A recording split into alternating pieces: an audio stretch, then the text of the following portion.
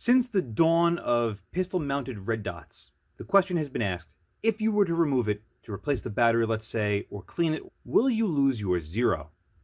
Now, I'm not going to be doing this solely on pistols today. All three examples here before us do have pick rail mounts that I can set up in front of my magnifier on my tracking test setup to test in a more rigid environment.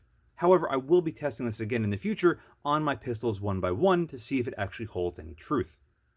On the left, we have the MidTen pistol RDS, but these were sub $200 and actually fairly well made. These actually had a side-loading battery port, so this wouldn't really be applicable. But these do feature a standard RMR footprint on their base plate, which is held in by 2 screws and only 2 captive pins. As you can see, and here, there's a fair amount of play between the two, so I'll be curious to see how well this performs. Out of all three of these options that I have before us, this will probably be the worst. Next up is the 24mm Primary Arms Classic Pistol RDS.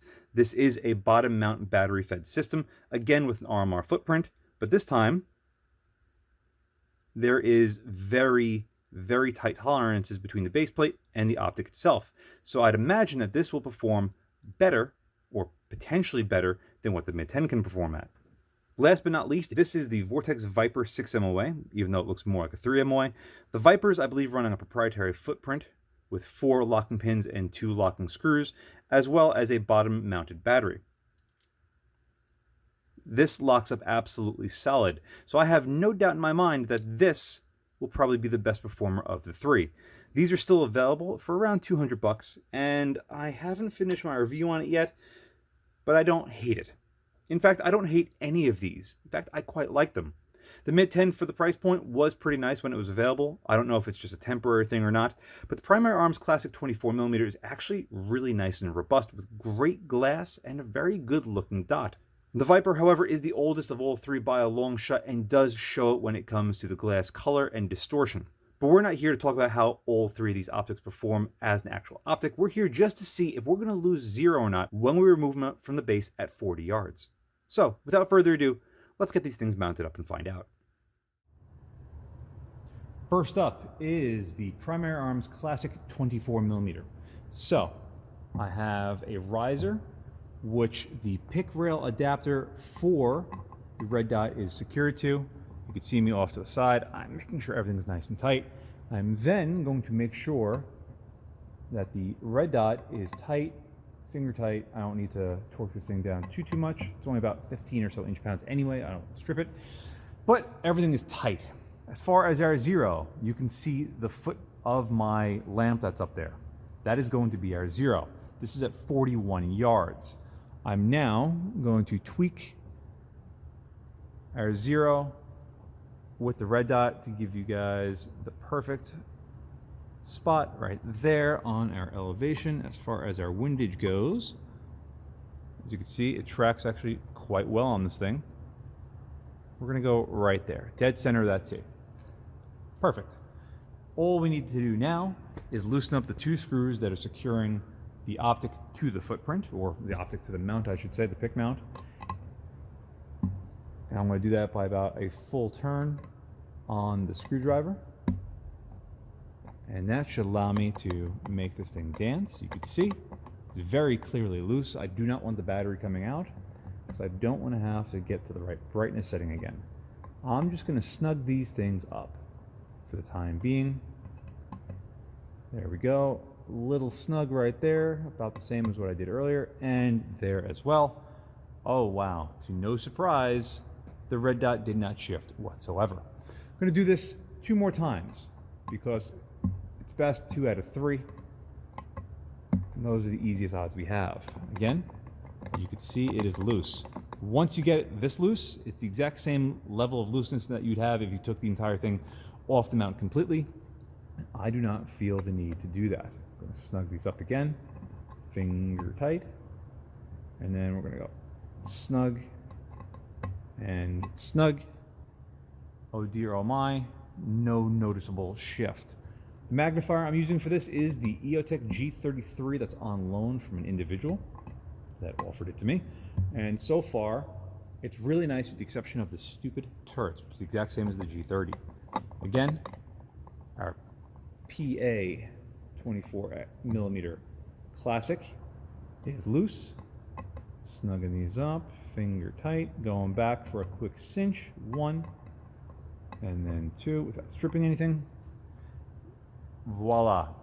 As near as makes no difference, 0 shift that we can notice here at 41 yards in front of a 3x magnifier. Next up is the MidTen RDS01. This is a little bit higher of a mount, so I had to adjust our zeros a little bit. You can see around that dot, that big splotch, that aberration. That is actually the emitter body glaring back at us. Might be one of the many reasons why this thing is no longer available, or at least it's currently discontinued on Amazon. But besides that, I actually quite like it. And as you can see,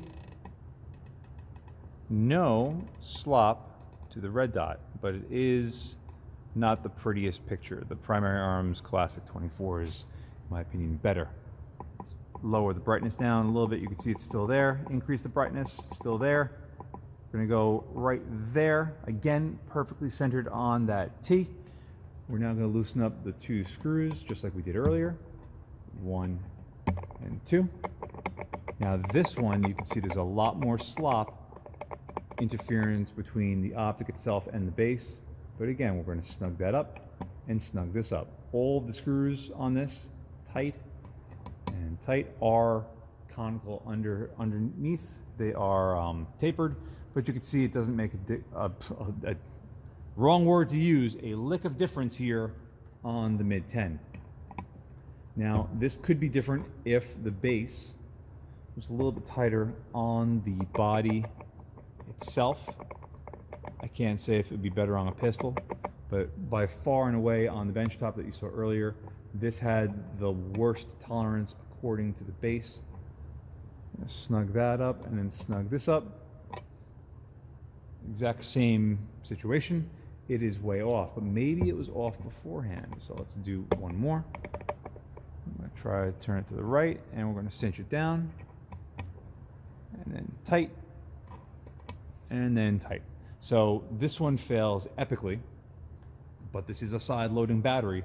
But again, if you had to pull this off and throw it on, and if the tolerance between the optic and the base plate on your pistol is a little bit off, you could see this thing will fail completely. The Vortex Viper 6MY is going to have a little bit larger dot than what we were familiar with the other two, which were 2 or 3 MY.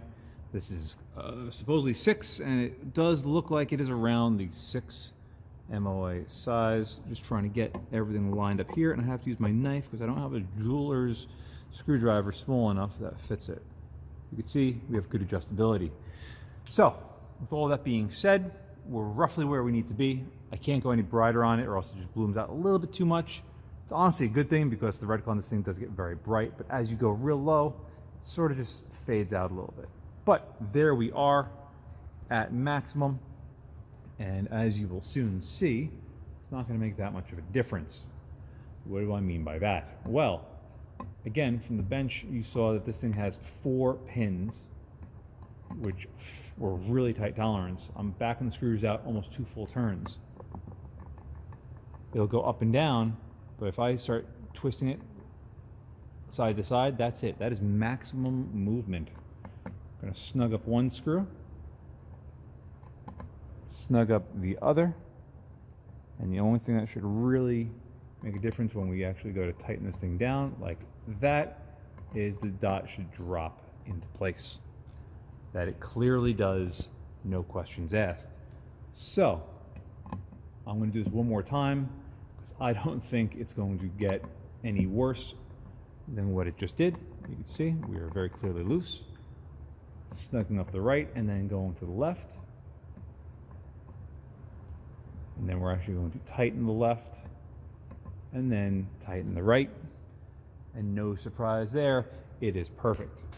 So this is a great example that if you have something that's properly set up and properly machined and fits well, you will not have any problems retaining your 0 if you had to pull it off of your pistol or your mount for your carbine or on your offset red dot setup, paired up with any other magnified optic, you'll have no problems having it return perfectly to zero if you had to remove it for any number of reasons. And that's actually where I'm going to leave it with the Viper, because it's going to do the exact same thing a million different times over. What we could learn from this is a couple of things. I'm going to finish this down here because I'm just feeling like I'm in the mood for it. A couple things we could take away. If your optic and the base that it mounts on, whether it be a mount on a carbine or a mount on another mount for an offset red dot setup, or a mount on your pistol or directly to your slide or on a base plate for your pistol, as long as it's properly machined and everything is set up properly, you will have absolutely no problem retaining zero if you have to pull the optic off for any number of reasons. However, if there are, how should I say, sloppy tolerances on the machining of either the mount or the optic in question, you have a very high chance that it will not retain the zero, at least on the windage. The elevation is more or less going to line up because it's two flat surfaces. But again, you might not have a perfectly flat surface, and thus when you torque things down or tighten them up, you're going to have inaccurate results. Down here, we went 2 perfect for 1 failure, and that is just because the MidTen is a fairly inexpensive optic that has a really shitty base plate. I'm going to blame it mostly on the base plate, because when I played around with the optics plates for my Smith & Wesson M&P, it locked in there pretty good. So as far as it going on a pistol, I wouldn't be overly concerned. But on the base plate, it is absolute trash. But the primary arms and the Vortex lined up perfectly. So for about $150 or $200, the primary arms or this Viper still, as you can clearly see, there's zero issues with either of them returning to zero. So to debunk this topic, I think it's 100% debunked. You will not lose your zero as long as everything is properly set up from the beginning. However, if you start off on the wrong foot, you're going to end off on the wrong foot. So with that, thank you very much for watching. And as always, see you again next time. And a huge thank you to my Patreon providers and my Subscribe subscribers. Without you, this truly wouldn't be possible. If you'd like to support my channel but don't want to join either of those, I completely understand. But you could still help by using my affiliate links in the description below, and or like, share, and subscribe as always. Again, thank you very much.